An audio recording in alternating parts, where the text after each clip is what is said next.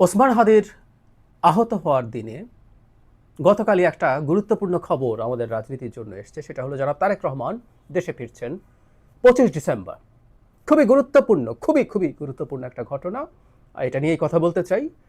তার আগে আমি ভিডিও যখন রেকর্ড করছি তখন পর্যন্ত জনাব ওসমান হাদির অবস্থা নিয়ে কয়েকটা কথা একটু বলা দরকার।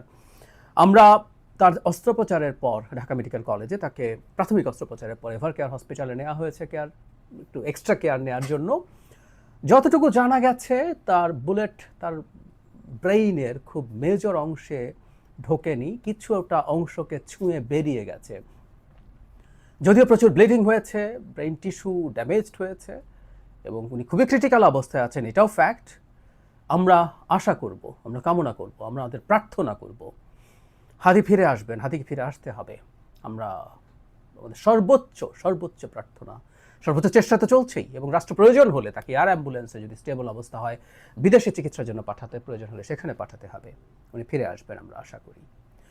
একটা অপ্রীতিকর ঘটনার ভিডিও আমাদের সামনে আসলো, সেটা হচ্ছে বিএনপি নেতা জনাব মির্জা আব্বাস ঢাকা মেডিকেল কলেজ হসপিটালে গিয়েছিলেন দেখতে হাদিকে।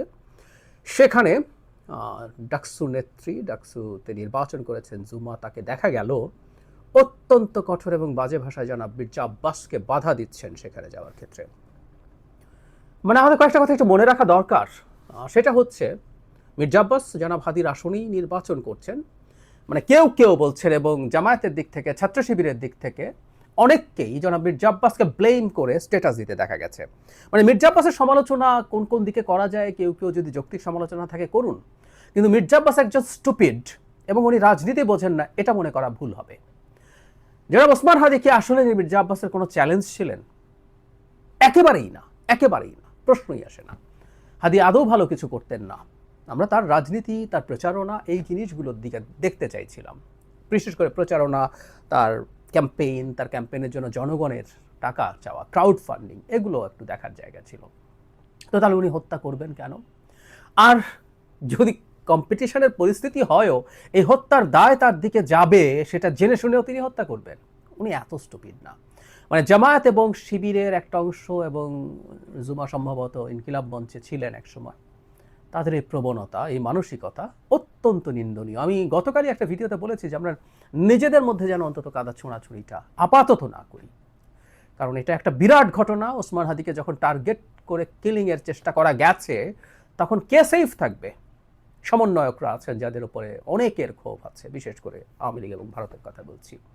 নির্বাচন পিছিয়ে দেওয়ার একটা ষড়যন্ত্রের কথা শোনা যায়, আমরা কিছুটা জানি। এই চেষ্টা আছে, এই চেষ্টা থাকবে। সুতরাং আমাদের মধ্যে এই ঘটনাগুলো যেন না হয়। আমরা আবারও বলছি, আশা করি হাদি সুস্থ হয়ে আমাদের মাঝে ফিরে আসবেন। এবার আসছি জনাব তারেক রহমানের ক্ষেত্রে, আলোচনার ক্ষেত্রে। উনি 25 ডিসেম্বর দেশে ফিরবেন। আমি জানি না তারিখটা পূর্ব নির্ধারিত কিনা, হতে পারে এটা পূর্ব নির্ধারিত, হয়তো আরেকটু পরের দিকে তারা জানাতেন, কিন্তু জনাব হাদির আহত হওয়াটাই, গুলিবিদ্ধ হওয়াটাই আমরা নিশ্চিতভাবে বলতে পারি তাকে এই সিদ্ধান্তটা প্রকাশ করতে মোটিভেট করেছে। আর যদি পুরোপুরি চূড়ান্ত দিন নাও হয়ে থাকে, আমি ধারণা করি এটা এই ঘটনার কারণেই চূড়ান্ত দিনটা নির্ধারিত হয়েছে, সেটাও হতে পারে।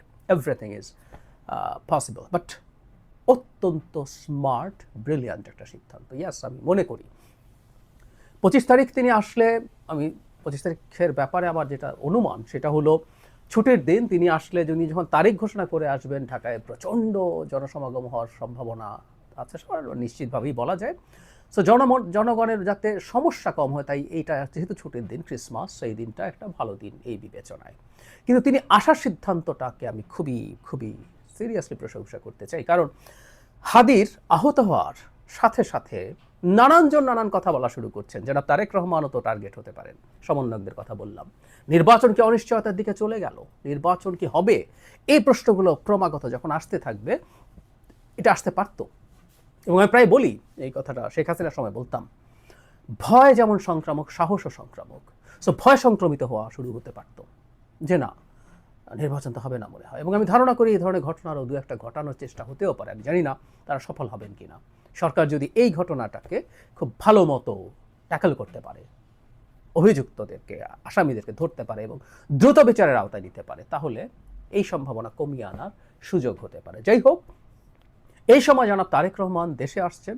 তিনি দেশে আসবেন কি আসবেন না, কেন আসবেন না, এটা নিয়ে প্রচুর জল ঘোলা হয়েছে।